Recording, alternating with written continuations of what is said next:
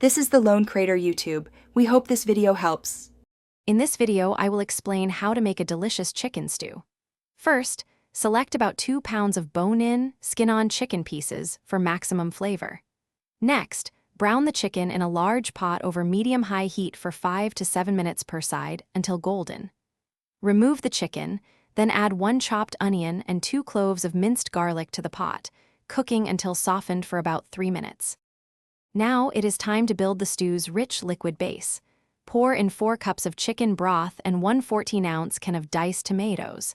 Stir in 1 teaspoon of dried thyme, half a teaspoon of black pepper, and a pinch of salt. Return the browned chicken to the pot, bringing the mixture to a gentle simmer. Cover and cook for 30 to 40 minutes. After the initial simmer, add 2 cups of chopped carrots and 2 cups of cubed potatoes to the pot. Continue to simmer for another 20 to 25 minutes, or until the vegetables are fork tender. To thicken, whisk together 2 tablespoons of flour with a 1/4 cup of cold water, then stir it into the stew. Cook for 2 more minutes until thickened.